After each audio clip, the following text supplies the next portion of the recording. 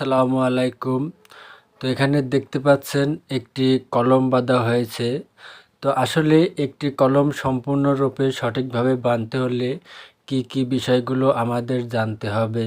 তো আজকের এই ভিডিওতে আমি আপনাদের সেই জিনিসগুলোই দেখানোর চেষ্টা করব যে কলম সঠিকভাবে কিভাবে বাঁধতে হবে এবং কলম সঠিকভাবে বাঁধার উপায় কি এবং ড্রয়িং অনুযায়ী কিভাবে কলমটা বাঁধলে সঠিক হবে।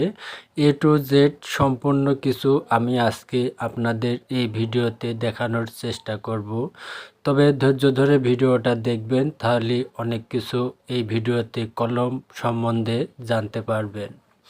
তো একটি কলমের কাজ যখন করতে যাই আমরা, তখন অবশ্যই আমাদের যে জিনিসটা ফলো করতে হবে সেটা হচ্ছে আপনার কলমের রড এবং পেলেসিং। কলমের রডগুলো সুন্দরভাবে পেলেসিং করতে হবে এবং রিং আমাদের ড্রয়িংয়ে কিভাবে আসে সেটা দেখে আমাদের এই রিংগুলো দিতে হবে। আসলে মূল বিষয় হচ্ছে যে কলমটা দেখছেন, এই কলমগুলো কিন্তু ড্রয়িংয়ে সবসময় L/4 দেখানো হয়। এখন L/4 বলতে গেলে অনেকেই হয়তো এই জিনিসটা বোঝে না আসলে L/4 কি। L/4 হচ্ছে এই কলমটাকে আপনি টোটালে 4 ভাগ করতে হবে এবং 4 ভাগ করবেন। আপনার যদি বিম ছাদ হয় তাহলে আপনার বিম বাদে যতদূর পর্যন্ত আপনি কলমটা ঢালাই করবেন সেই কলমটাকে টোটালি আপনাকে 4 ভাগ করতে হবে, আর এটাই হচ্ছে আপনার L/4। তো এখন L/4 ভাগ করে এখন আমরা রিং কিভাবে দেব সেটাও কিন্তু জানার বিষয় আছে। তো সেটা জানতে হলে প্রথমত আমাদের জানতে হবে যে L/4 নিচে থেকে এক অংশ এবং উপর থেকে এক অংশ এবং মাঝখানে থাকবে 2 অংশ, এবং এই 3টা অংশ আমাদের যে রিংগুলো দিতে হবে এখানে 2 সিস্টেমের রিংগুলো দিতে হয়। আপনার উপরে এবং নিচে এক সিস্টেমের হয় এবং মাঝখানে কিন্তু আরেক সিস্টেমে এই রিংগুলো দিতে হয়। তো এখন মনে করুন উপরে যদি আপনার 4 ইঞ্চি থাকে নিচেও কিন্তু 4 ইঞ্চি হবে এবং মাঝখানে যে অপশনটা সেটা আপনার 5 ইঞ্চি, 7 ইঞ্চি, 8 ইঞ্চি যেটাই হোক সেইভাবে দিতে হয়।